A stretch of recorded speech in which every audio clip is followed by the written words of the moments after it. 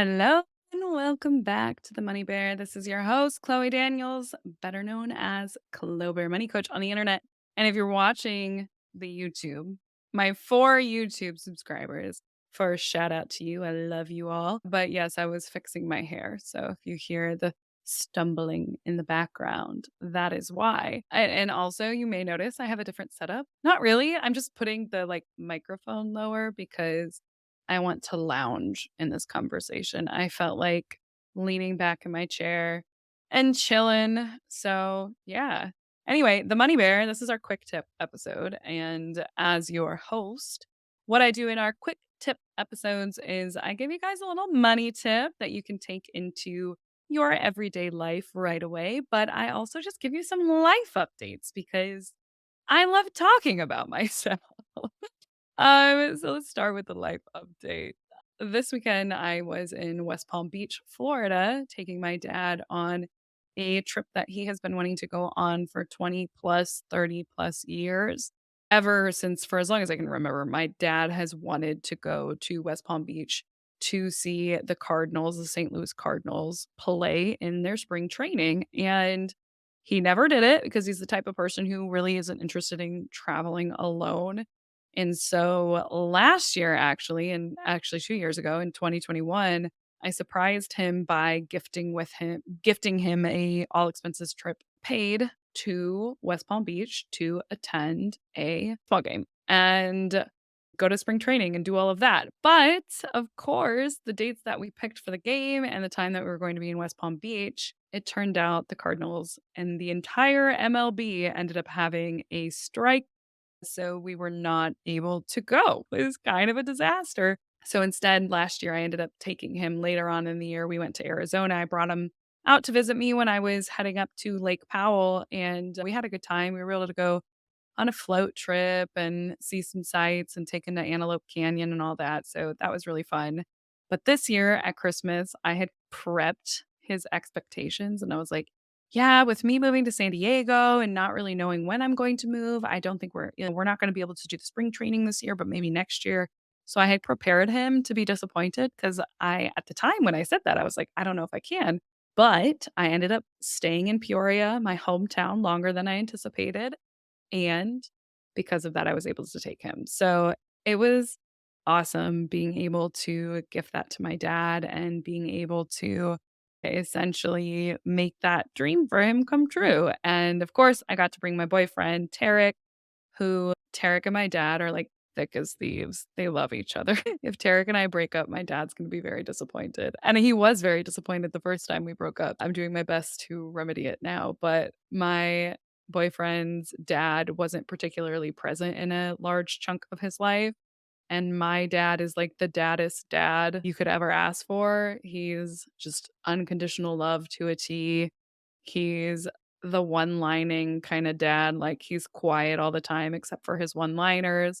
He's the type of dad who shows up to an Airbnb, puts his hand in his pockets, and starts just looking at the floor and inspecting things, and I think that's something that Tarek, loves and, he didn't really have, so they've connected in such a wonderful, magical way, and it makes me so happy, and being able to, go down with both of them to West Palm Beach, Florida, and just see them interact, and this is a big deal for my dad. He hasn't ever gone to spring training. This is something that he's wanted to do forever, and to, be there while he is also getting to experience it, it was just such a magical gift, and I feel really blessed to be in a position in my life where I can do that. See, this is why I don't wanna have kids, guys. I wanna treat my parents. I wanna spoil them, and maybe someday I'll make so much money that I can do both. I can have kids and spoil my family, but I'm pretty okay with being an aunt and maybe, fostering kids someday or just, sponsoring kids. I just don't wanna do the birthing process. Have you guys heard about the birthing process? It sounds pretty terrible. I don't know how we got on that tangent, but this is my podcast, so we can talk about whatever the heck I wanna talk about, right? Anyway, that was really cool. It was a wonderful experience, and yeah, I just feel grateful to be able to provide that for both my boyfriend and my dad and be able to spoil both of them. So that's what happened this weekend. I did sunburn my eyeballs, which was not a fun experience. This is a PSA to everyone out there. Do not buy the cheap sunglasses, especially if you just had LASIK surgery. I had LASIK back in February, and my eyes are a lot more sensitive to light after getting LASIK. And yeah, my corneas were like burnt the F up, even though I was wearing a hat and sunglasses the entire trip. So I'm pretty sure that's because of my LASIK and cheap sunglasses. I've heard this is rumors, so fact check me, but I have heard that cheap sunglasses, like even though they have like they're dark and they'll darken your like ability like they'll darken your eyes for you so that you can see. They open up your pupil more so that lets more light in because they don't actually have that like UV protection. I don't know if that's true or not, but I decided to invest in some good sunglasses. So I got some blenders at the recommendation of Tarek, and I'm really excited. I've never had nice sunglasses, and like you guys, for me, nice sunglasses, these blenders, they're like $25. It's not like a $200 pair of Maui Jims or $300 pair of Oakleys, but I'm still very excited. And if they don't work, then I might actually have to upgrade to an expensive pair. I don't know. I'm at a loss. Luckily, my eyes are better now. They're not as burned, but I was very grumpy on Sunday because I had to stay in a dark room and keep wetting my eyes and put ice cubes on them just to make them feel better. So, anyway, that's my life update. I will say, if you listen to last week's quick tip episode, I was really tired. I was really burnt out. I was really exhausted, and I'm feeling a lot better this week. Partially because my business partner, Mark from Better Wallet, and I decided to end our mastermind. And for those of you who don't know, he and I started a second business in addition to what we do in our own businesses at Clo Bare and Better Wallet. And we had started a mastermind together to essentially help finance creators do what we did and help people educate folks on financial literacy and spread the word and monetize as well and rise the tide in terms of getting financial literacy out there. And it was amazing. We had a great year. We had a really fun time, and we started it back in 2021, December 2021, when we were both at very different points in our business and we had just quit our jobs and we were nervous about the jump. And after a year and a half, not even, we're both at really different points in our business. And we just came to the realization that doing it, unfortunately, takes away from our ability to invest in our own businesses. And at this point, because of how busy we are, just not able to dedicate the time and resources to it that we would have wanted to. So we decided to go ahead and retire it, which was sad. I think it was mostly sad because of the people, for sure, not being able to interact with everybody in the same organized way that we were. And also, like, Mark and I working together has been a really fun experience. I feel like he's part of my family now, but I'm sure we were both like, do you think people are going to spread rumors that we like aren't friends anymore, or that like, I was in love with you and then you got a boyfriend and then this turned into a big drama fest? And I was like, even if they do, who cares? Like, we know what happened. It's because we're tired. And we both probably kept doing it longer than we wanted because we really enjoyed working together and we really love the community. But sometimes you have to recognize when you've outgrown something and it's taking away from resources that you need in order to really grow in a new way or a different way. So yeah, sometimes we got to say goodbye to stuff we love and that we really enjoy doing. Oh yeah, that happened this week. And even though it's sad, I'm also hugely relieved because it took a lot more time than I thought it was going to. And it would often leave me just exhausted because I have been burning the candle at so many ends. I have so many wicks at this point, and to be able to take something off my plate is just a really big relief. So sad. If you're one of my finance creator mastermind, I hope you know I appreciated you, or I appreciate present tense. And thanks for understanding as we retire this community. So, anyway, for those of you who didn't know any of that, you're probably like, Chloe, we don't care. Get to the money tip. All right, let's do it. But first, since we're talking about money, friendly reminder, this is not financial advice. This is just educational purposes only. And if you are here at this point, 10 minutes in, and you have not yet rated, reviewed, or subscribed, why do you hate me? What the heck? I thought you loved me. I thought you were here because you wanted to be a Clo Bare lazy investor. I don't know where I'm going with this, but if you have it in your heart to leave us a review and rate us, it means the whole world to us.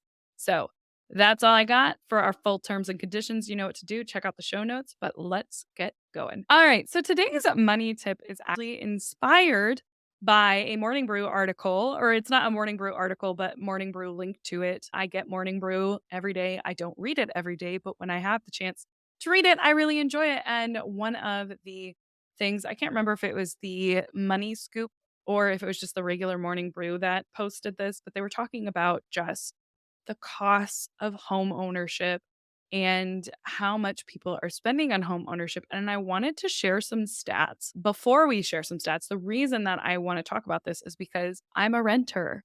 I am somebody who has significantly increased her net worth in a short period of time, who is continuing to rent. And I rent for a few reasons. One, I haven't for the longest time known where I want to live. And so putting down roots somewhere that I'm not sure I want to stay is scary and seems needless, especially with the amount of capital that is required to put down a down payment on a home. Not only that, I love the fact that if anything breaks, I don't have to worry about it. I don't have to deal with it. I can call my landlord, my manager, the what's it called, property manager, and get it fixed within 24 hours. And that's something I never have to worry about doing. Maintenance costs, capital expenditures, all of those things that a homeowner is required to do, I don't have to. Literally, all of those costs are just wrapped into my rent, including things like lawn maintenance or a new dryer or whatever. I don't have to pay for any of it. And I love that. I love knowing exactly what my expenses are going to be every month from a home perspective. Like, I'm never going to have to factor in more money for a new dryer or more money for a new roof or whatever. That's a huge reason. But also, just when bad things happen at the house or at your property, so often they're huge expenses. I remember when I first started dating Tarek, he's owned his house since 2019. And his water heater, when we first started dating, immediately went out. Like, it was, I think, $1,000 repair. There were days where he didn't have like hot water. He had his heating go out in the same year, which was like another $1,000 repair. And it froze everything in the house. It was like negative 10 degrees out. And those are things that, like, I just don't have the time or energy to coordinate the repairs. And I also don't want to worry about spending money on those repairs. So that's a big thing for me. And also, the idea of owning a home for a very long time has made me feel trapped because I really like the flexibility of being able to live wherever the heck I want. So that is why I have been a renter. Now, we'll talk about how some of my feelings are starting to change after I go through these takeaways. But this is why when I saw these stats, I was like, "Ooh, I want to share and I want to talk about why I rent versus own and what I would do if I did to switch my tune and start owning instead." But anyway, let's get to the stats. So, this comes from today's homeowner.com, but there generally the rule of thumb is if you own a house, if you are paying a mortgage, that you really don't want to spend more than 30% of your pre-tax income. So like your gross income. You don't want to do that because then you're going to be in a bad situation. If you're spending more than 30% of your pre-tax income, then you're overreaching in terms of what you can own on a house, unless there's a lot of extenuating circumstances like you have no debt, you have very limited expenses, you have no car loan. So it's possible to get around that 30%, but it's a general rule of thumb that you really don't want to be spending more than 30% of your gross income on housing. Because of that, the reason behind that not only is because it's going to leave less resources for things like food, repairs, other necessities, cars, things like that, but it's also going to impact your ability to save money for the future, to invest outside of the home that you purchased. That is a huge issue. And that's why you want to be able to keep the amount of money that you're spending on your home below 30% of your gross income. Now, what was interesting about this article is that today's homeowner decided to look at data from the US Census Bureau, Zillow, and Freddie Mac to look at how much of Americans' income is actually spent on mortgage payments by state. And they had some interesting data. I want to share. It said I'll link the article in the show notes as well so that you can check it out. But some interesting stats prepared. Nationally, homeowners spent an average of 28.4% of their pre tax income on mortgage payments. So just like under the limit that professionals and policymakers recommend folks spend on their mortgage.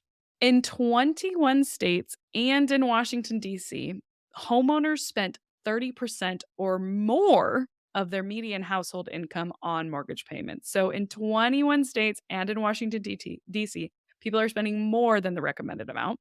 The national median monthly pre tax household income was $5,500, and the median monthly mortgage payment was $1,625. And the median national home price was $333,000. Now, states where homeowners spent the lowest share of their income on mortgage payments were West Virginia, Iowa, and Kansas, which was 16.6%, 17.7%, and 19.5%. And of course, in states where homeowners were spending the greatest share of their income were Hawaii, California, and DC. Now, in Hawaii, folks on average are spending 62.3% on their mortgage. In California, it's 53.2%. And in Washington, D.C., 43.9%. Holy freaking crap. Can you imagine half of your paycheck pre-tax? So like more than half of your actual take-home pay going to a mortgage. Wild. Now, the Midwest, of course, was considered the most affordable region where residents are spending only about 22% on their mortgage payments. The South was actually next, closer to 28%. And then the Northeast was right at 30%. The West, however, is the outlier where people are spending about 41% of their income on mortgage payments. The median home prices in Hawaii, California, and Washington, D.C. are at $903,000, $772,000, and $676,000. Meanwhile, West Virginia, Mississippi, and Arkansas are ranging from 144 all the way up to 187. These are some wild numbers. And it's also wild just how different the western half of the United States operates versus middle America, the South, and even the Northeast. But the reason I want to talk about this is one, how much should you be spending on your home? And two, what on earth? I just think it's wild. So, okay, the reason I want to talk about it is because I think that there is in this country, there's a pervasive message about how if you are not a homeowner, you are not succeeding. If you don't have a nice place to live, then you've messed up. And if you don't own it, you're a peon essentially. And it's because the American dream for so long has been that ability to purchase your own property and have a plot of land and be able to have that white picket fence, which really isn't attainable in a lot of other countries around the world, especially like I think about Germany, I think about the UK, I think about other places where home ownership is not necessarily the go-to strategy. Like in Berlin, I have friends who live there. I remember talking to them, they're like, yeah, home ownership really isn't a thing. There's no homes available for purchase. Like people don't do that. It's not unless you have $1 million, you're not going to be able to purchase a home. So folks rent. Folks rent for generations, and apartments and rental agreements stay in families for generations. So I do want to say that these wildly high numbers, I don't think it's really our fault necessarily in terms of the lie that we have been told that you are only successful, the only way to build wealth is through home ownership.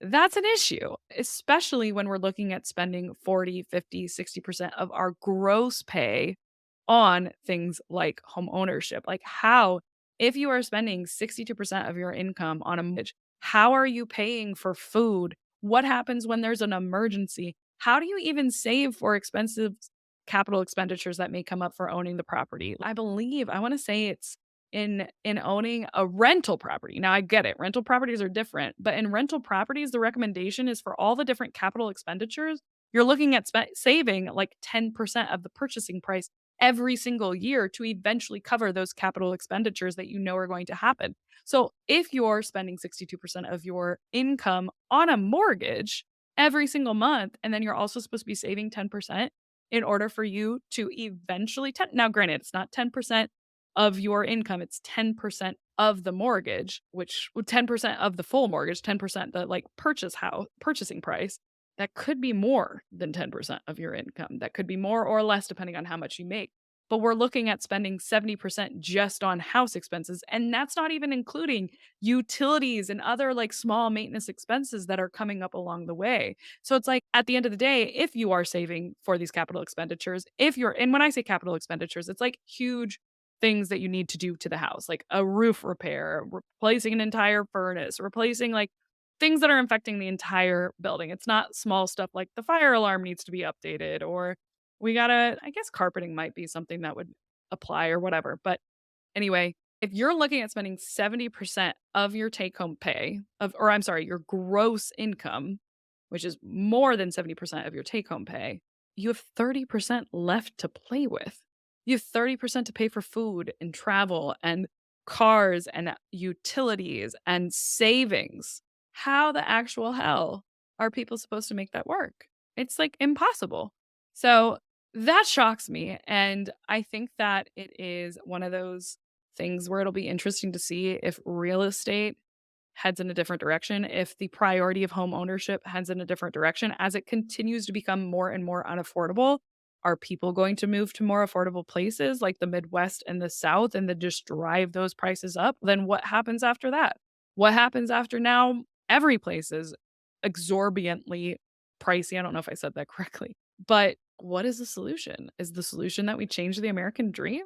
That the American dream is no longer owning a overpriced home that may or may not increase in value over time? Or is the solution like, I think with millennials and Gen Z, we're redefining what the American dream is for us. For us, there's a reason we're not buying homes. There's a reason we're waiting to have kids. There's a reason we're waiting to get married. It's because we're defining what the American dream is to us individually. And I think that's important. But I still see people getting wrapped up into this lie that in order to be successful and to be financially secure, you need to own your own home.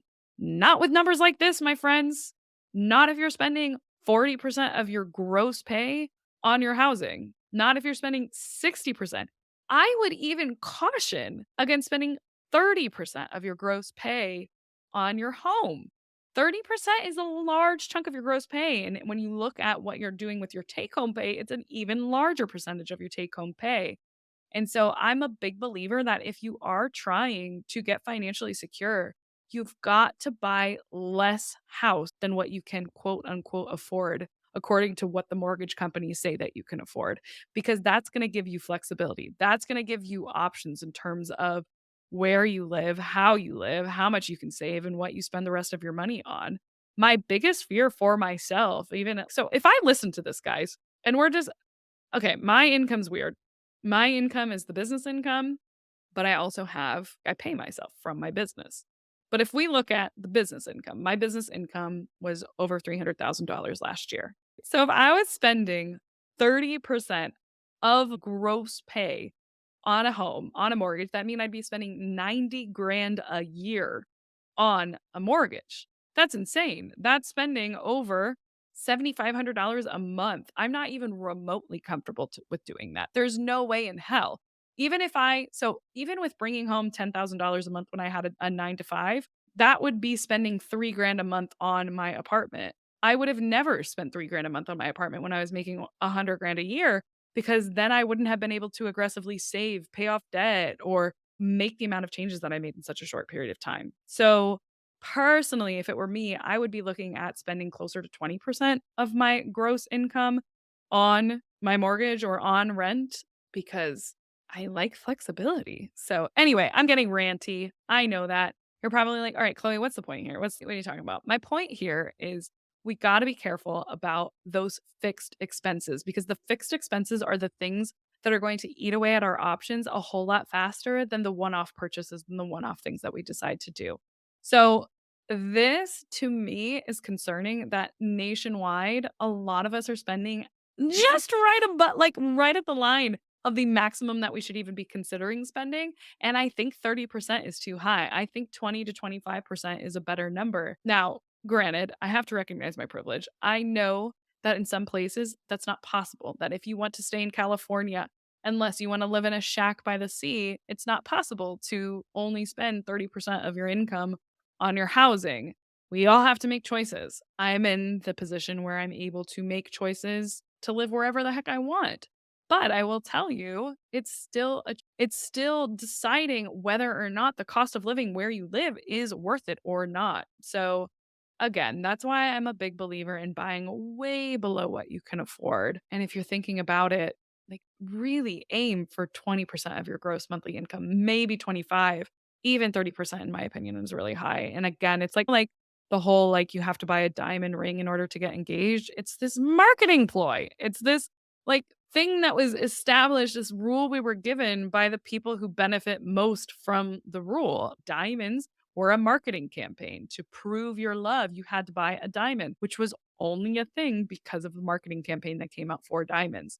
You didn't decide that. No one just decided, oh, diamonds mean forever. No, it was a genius marketing campaign that completely changed the way that we propose in the United States. So I do feel like the 30% rule is a false truth we've been given policymakers who benefit from people buying homes, from mortgage lenders who benefit from people buying more house than they can afford.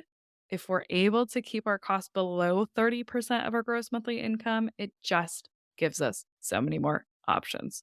So, I told you guys I was going to tell you what I have been thinking in terms of home ownership at the end of this.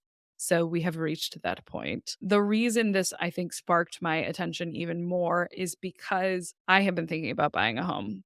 I have been thinking about doing this. And with the income that I make, it's like, oh, I could buy a $900,000 home. And if I really wanted to, if we're looking at spending like another one of those stupid rules, is that the house you can afford is 2 to 3 times, and I think usually it's more 3 times is what people say, 3 times your income.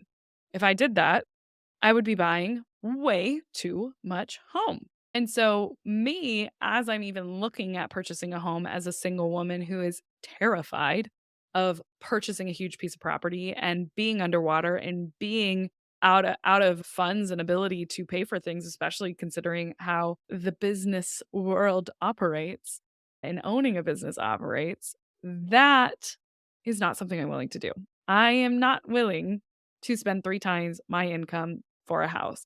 My biggest concern is buying something for as little as possible that still fits my needs, but is not going to make me stretch or put pressure on myself to earn a certain amount every month, like something that I can't do or something that I would feel pressured to do. So I'm really trying to look at like 1 times my annual income when purchasing a house and really buying way under my means so that I feel comfortable if emergency did arise, if taxes suddenly did change, if, so many ifs, so many ands or buts that could happen when it comes to home ownership.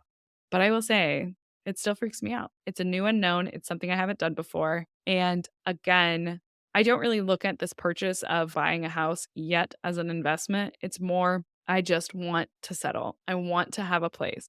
I want to stay in that place. And the fact that it also ends up being an additional asset is great, but it's not for the purposes of an investment property. And I think that's one of the mistakes we make as well when buying homes is we think that automatically no matter what it's going to be a good investment and that's just not always the case either. So anyway, I'll get off my rant because I guess I'm passionate about it because I see so many people feeling the pressure of home ownership while home ownership feels like it's getting pushed further and further out of our reach for average human beings. And because of that, in order to still achieve it, a lot of people, as we can see from these stats, are stretching themselves. And that is going to have massive implications long term in terms of people who are going to be able to retire, people who are going to have options, people who are going to foreclose on their homes. And that makes me sad because they had to buy into the lie that in order to be successful, you have to own a home. So, my rant, my hope on this rant is that if you're one of those people who is feeling that pressure, who is feeling like a failure because you haven't been able to purchase a home yet, I want you to know it's okay. And actually, you might be making a smarter decision than if you had outstretched your resources to make it happen. So, just tough. I really hope it works out for folks who are overreaching with their homes, but I just can't imagine the amount of stress that it would feel putting 30, 40, 50% of my gross pay into one asset class, one home. not one that you can, I guess you could refinance. You can take out a HELOC, you can take out a line of credit on your home, but then you're putting your home at risk if you weren't able to pay it back. It just seems like a recipe for disaster. Does it work out for some people? Yes. Is it something that I would want to do? No. So, anyway, I hope I didn't lose you all from this rant, but I think the topic's interesting and I think it's important to talk about. So, if you listened and you made it this far and you have your own thoughts about it, hit me up on Instagram at the Money Bear. You know how bear is spelled, Bare, or slide into my DMs at Clo Bare Money Coach. If you thought this was helpful, leave us a review. And yeah, thanks for listening to my ranting. I hope it made some sense, and I hope that there were some good pieces in there. But question everything, my friends.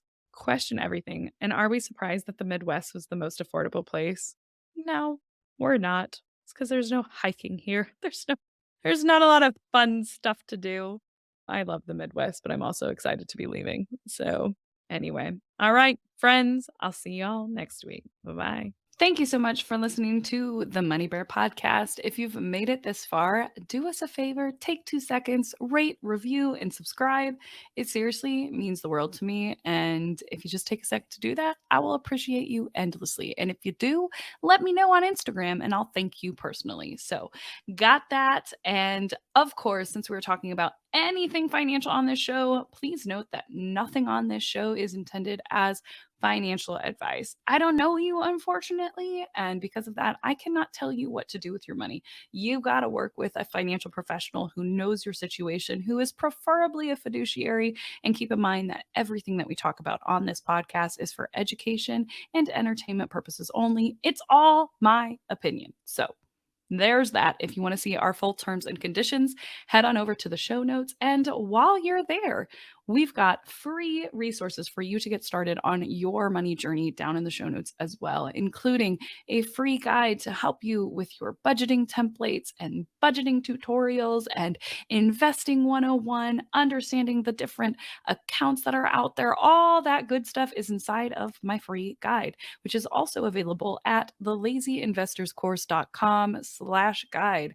And if you're ready to take our relationship to the next level, I am also hosting a monthly investing class. And that investing class, you can find the times we're offering it this month at thelazyinvestorscourse.com/webinar. That link is in the show notes as well. And that's where you have the chance to meet me live and ask those money questions live. It's a good time. We've had over 20,000 people as of recording this join or register. And yeah, it's always nice to meet you guys. So I hope to see you there. Again, all that is available down in the show notes. So thank you again for coming and listening. I appreciate you, and I'll see you next week.